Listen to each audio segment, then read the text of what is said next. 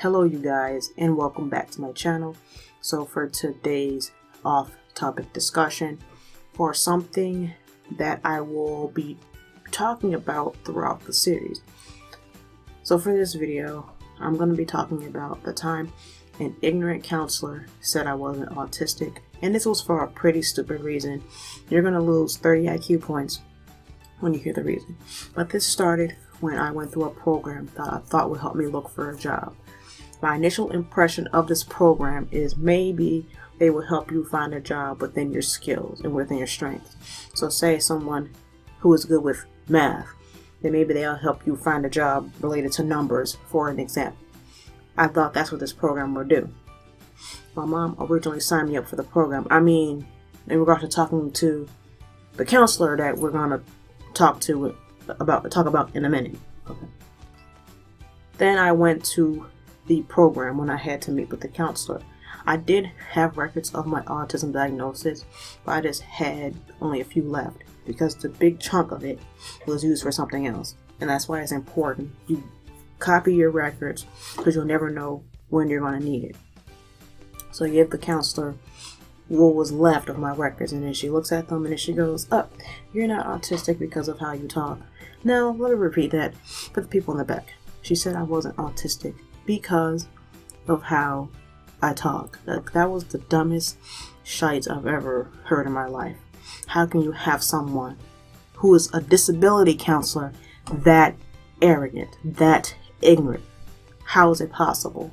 And my mom and I was trying to explain to her how my autism traits will complicate a job. For instance, how it's hard for me to process a lot of information at once, which they will give you on a job and telling you what your tasks are for today, or remembering a lot of stuff, which will be difficult on a job. And she refused to listen. She didn't want to have it. And I tried to explain to her the type of job setting that I needed, didn't want to listen. And I told her I need something where I'm not interacting with a lot of people, and she saw it as antisocial. Now I'm just gonna say this. When a lot of folks with autism prefer anything where they don't have to talk to a lot of people, it's not being antisocial. Here's the thing.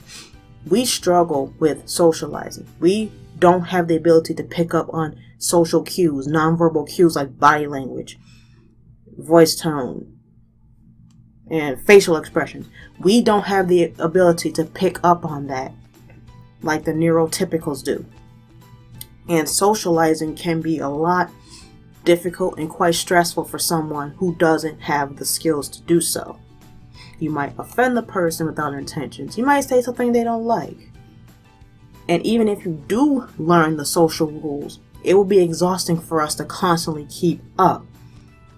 So we might prefer something where we don't have to do a lot of socializing to save us all the stress and social exhaustion, because that is a thing for folks with autism. We want to socialize. However, it's difficult because we lack the ability. Let's say, for instance, there's a basketball team at your school. If you're not good at basketball, would you try out? Probably not. But that doesn't mean you don't want to play other sports. So maybe verbally talking to someone is hard for me, but talking to someone over email or text or chat will be easier for me because I have time to think about what I want to say. I have time to analyze their message and read it as much as I can to get a better understanding, versus being in person where it'll be hard for me to absorb what they're saying. But the counselor just didn't want to understand how autism affects me and how it would affect me on a job. Hence why I told her the type of job that I needed. And just she said I was being negative when I'm not. How can I figure out what I can do if I don't point out what will be difficult for me? That's the way I saw it. So let's say you want to try out for track. You narrow down the events you want to be able to do in order to find the events you couldn't do. I'd be like, I'm not that good at high jump. I can't throw for shite, can't do shot put. Maybe I can do the 50-meter dash or the 100-meter dash. No jumping, no leaping. It's like that type of thing. Now, the counselor told me if I got a job, I wouldn't get a check for a month, and I got upset. And she said that was being negative. I wanted to yeet her into the stratosphere. I don't think anybody in their right mind wants to be told that they have to wait a month before they can get paid?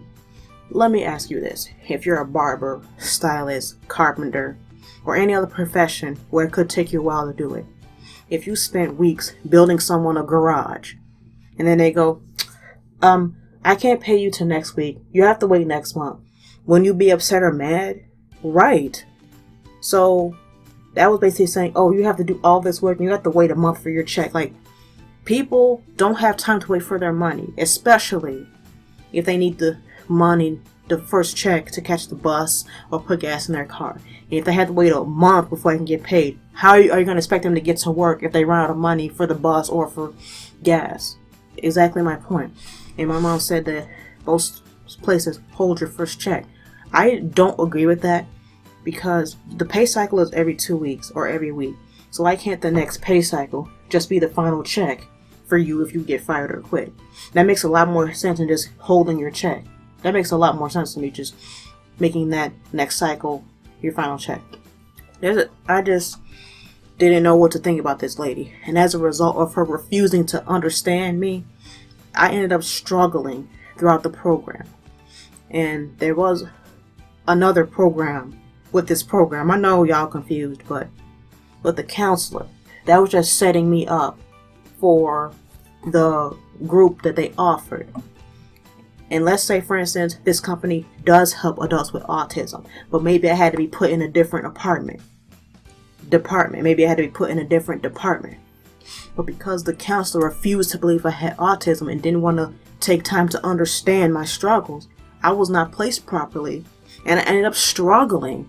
I was not put in the correct department, wasn't given the correct support, wasn't put in the correct group. I was put in a group of people for physical disabilities. A person who needs a cane to get around, their struggle will be different than my stuff. That's what I was trying to say. And I ultimately ended up leaving the program because I wasn't getting the help I need. The coach was putting way too much pressure on me, expecting way too much from me.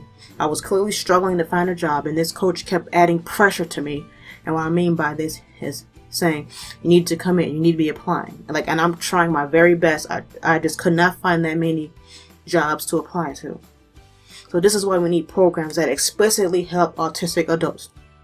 Because someone who needs a walker to get around will have a different struggle than someone with Asperger's. Like the person with walker, they might need a job where they don't do a lot of walking or lifting or bending, versus me, who would need a job where I'm not around a lot of people, or where I'm not in crowds, or I'm not in a hectic environment. It just really depends on the person. But I want to say this, that no amount of programs will do anything as long as employers continue to discriminate against disabled people. And that program expected me to stay there till I got a job. So if someone is constantly being turned down because of their disability, so this program is saying, oh, we want you to come till you die. Like, what kind of, you see why I had to leave. So just remember this, no amount of programs will do anything if there's nothing being done about the discrimination against disabled people. So that's all I want to say from here. Leave your thoughts in the comments. This channel is not for kids, and I'll see you next time.